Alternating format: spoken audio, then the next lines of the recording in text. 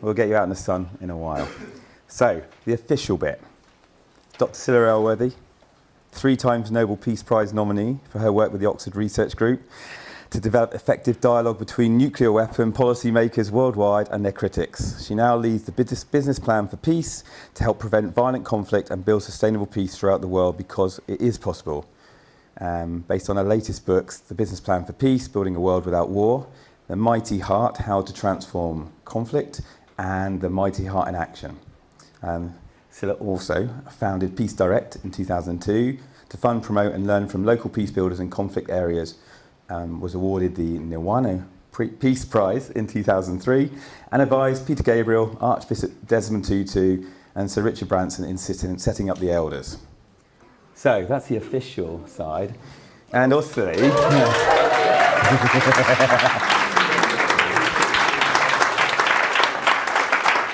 so, story time. So I don't think Scilla, until last night, you realised there was a connection between Goodfest and Scilla. So we've been talking about stories of us, and we have a story of us from here. Anybody know where that is? That's the Sinai. Yes. Yeah. So, and was it 2008? Something like that. Yeah. Through an amazing leader called Danny Schmulvich, who was running then and had set up the Mackard Trust. I was invited out to Sinai. They're a client of Leap's.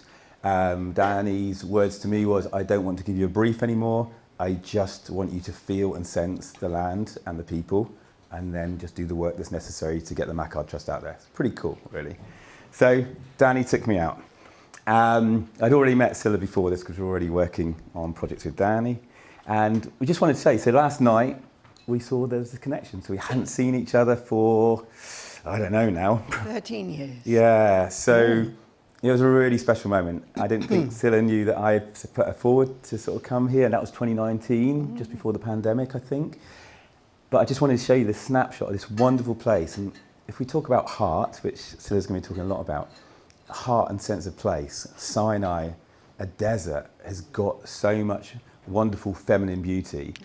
And on top of that, it's a desert, but it's being hit harder on climate change and breakdown than any other place. Sharm el-Sheikh and tourism places like that are draining the waters for the people in the desert, the nomadic people. So this is just an interlude to say we never know on the synchronicity of life what's going to line up. So Scilla and I, last night, I think Scilla, you said a wonderful thing when I saw you. You go, wow, I can feel the future energy in the possibility within our group.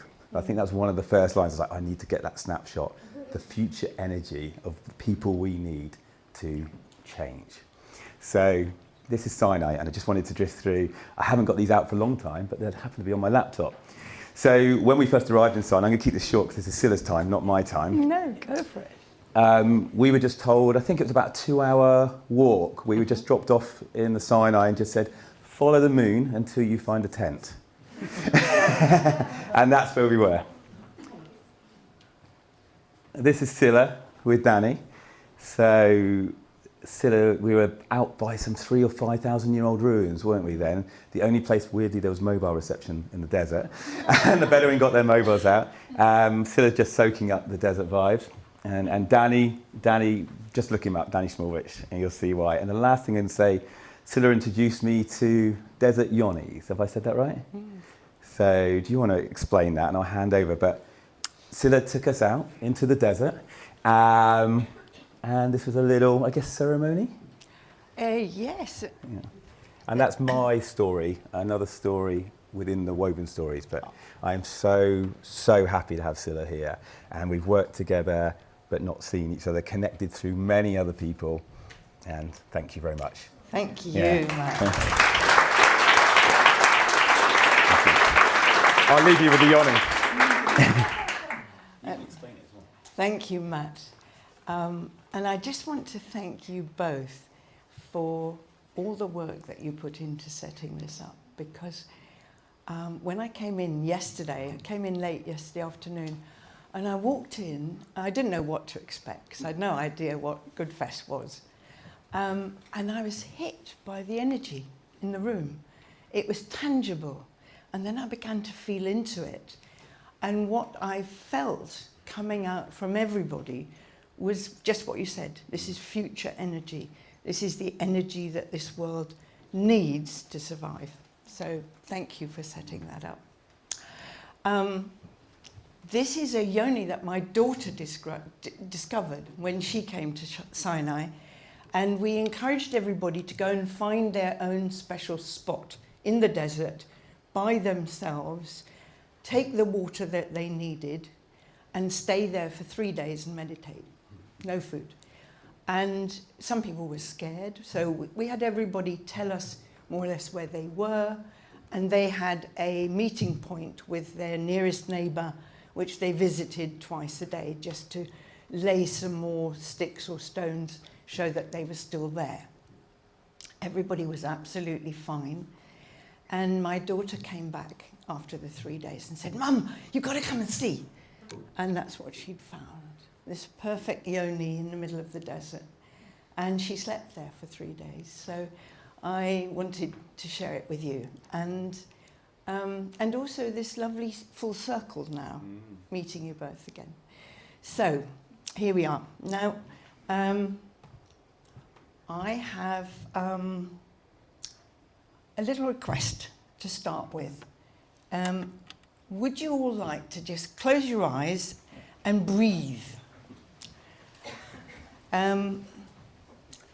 This is just a moment or 2 or 3 minutes, to soothe your head. Allow your head to be soothed. Relax your face muscles. Ask your mind kindly to be quiet.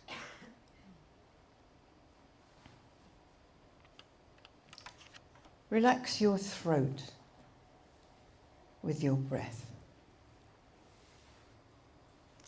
And sink into your heart. Maybe put your hand on your heart. That's wonderful. It really helps a meditation. And then finally,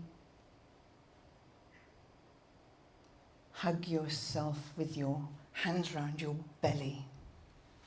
That's it. Oh, beautiful. And one last very big, deep breath.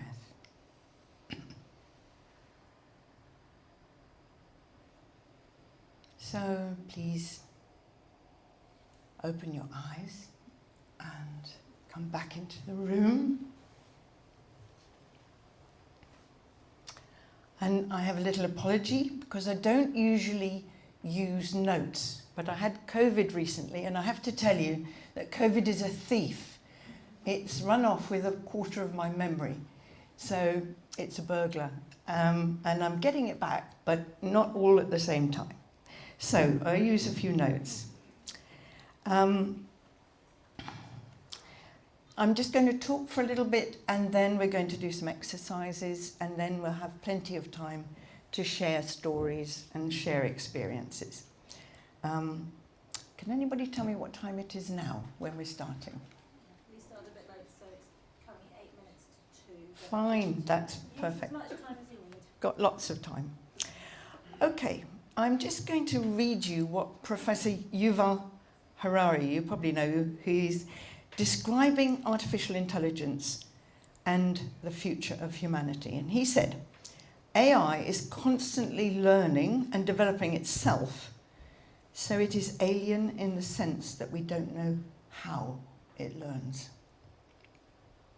He also says if we're not careful, AI could create a curtain of illusions that could descend over the whole of humankind.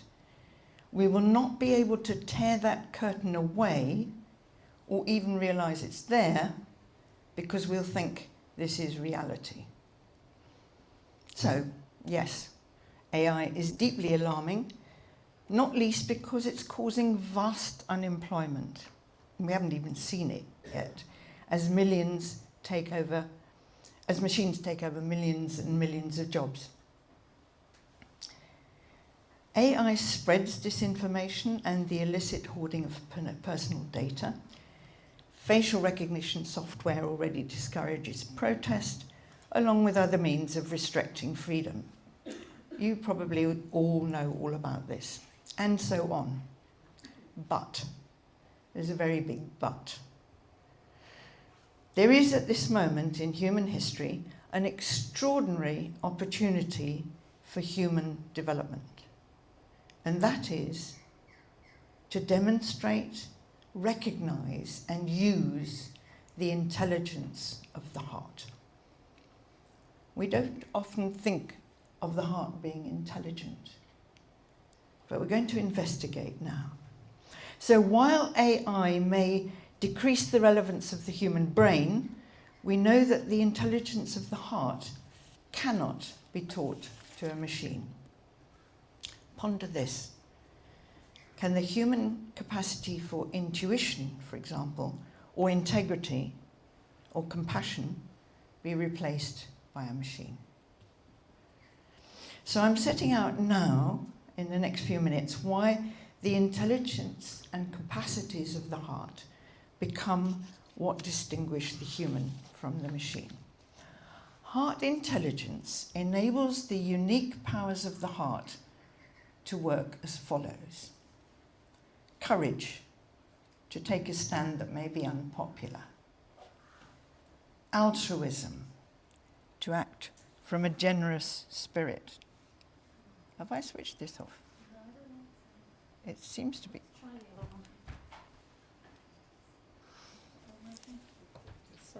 That's okay. Hello, here we are. Self-awareness, the ability to spot what we're up to. That's an internal process, to spot what you're up to.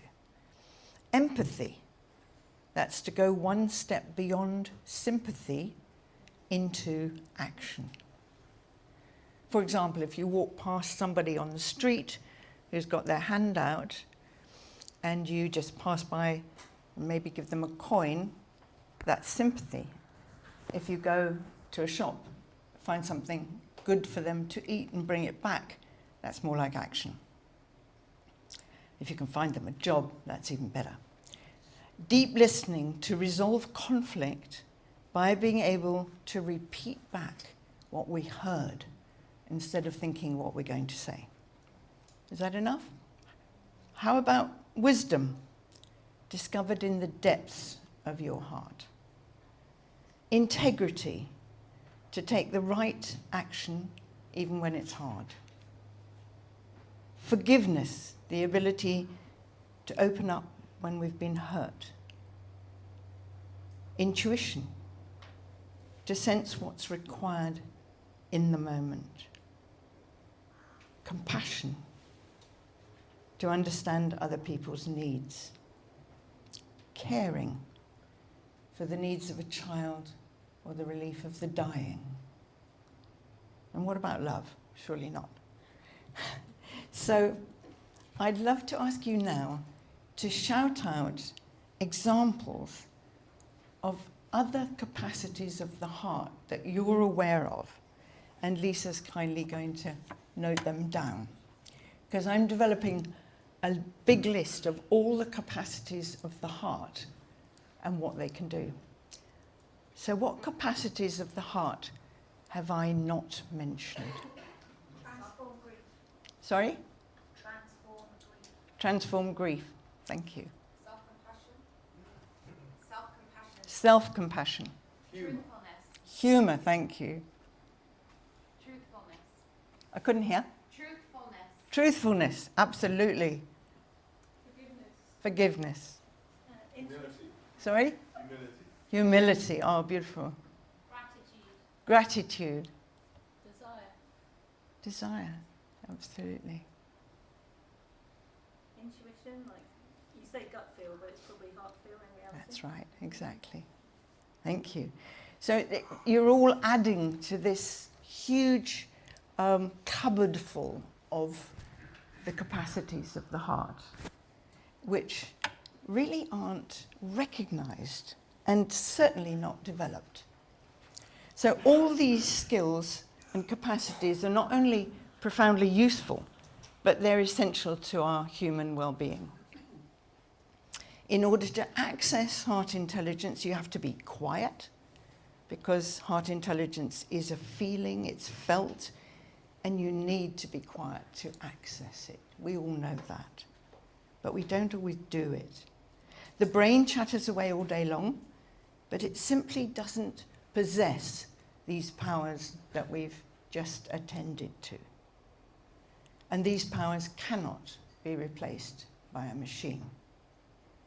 So the brain can shape a Donald Trump, but only the heart can shape and produce a Nelson Mandela. So I'll come back to this, but meanwhile, a little word about what's going on in the world now.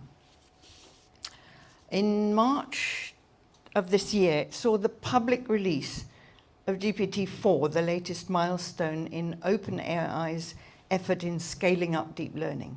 You probably all know this, described as the most powerful AI system ever released. It's led researchers to slash their expectations for when AGI, artificial general intelligence, that surpasses human cognitive ability will arrive. Many experts fear that as an AI arms race heats up, humanity is sleepwalking into catastrophe. An open letter on March the 22nd of this year, signed by hundreds of the biggest names in tech, including Elon Musk, urged the world's leading artificial intelligence labs to pause the training of new super powerful systems, saying that the recent advantages and advances in AI present profound risks to society and humanity. ChatGPT could threaten human survival because AI can improve itself. It can develop relationships with humans and even unlocking the tools of the human operating system. Thus, it can exploit the weaknesses and bias of the human mind. At the very least, in the next presidential race, AI can and will consistently produce fake news, otherwise known as lies. So there's abundant bad news about AI, but some less obvious. What about the effect on the people on the ground powering AI's boom?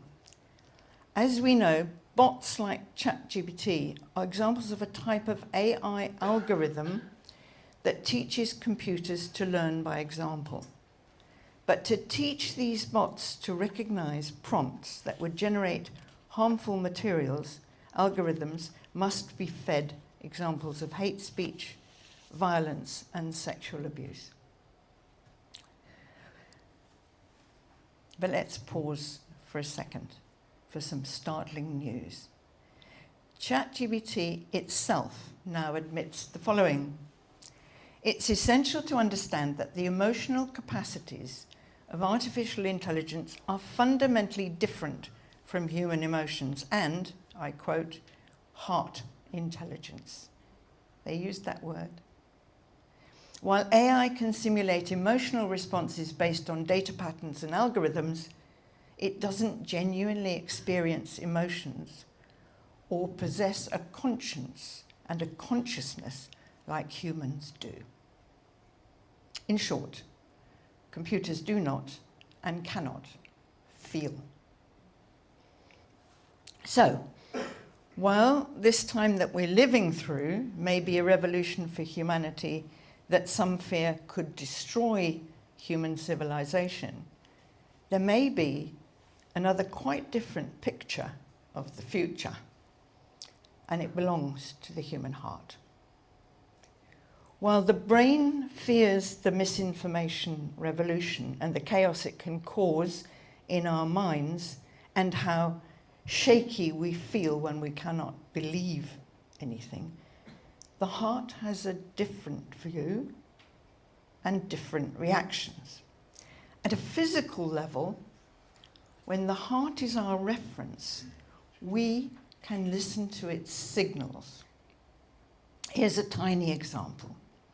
When I exaggerate or say something that's not truthful, my heart will twitch. You know, that little feeling? That wasn't true, and it sort of twitches and churns. There'll be a frisson in my heart. If I'm telling the truth, my heart will be calm.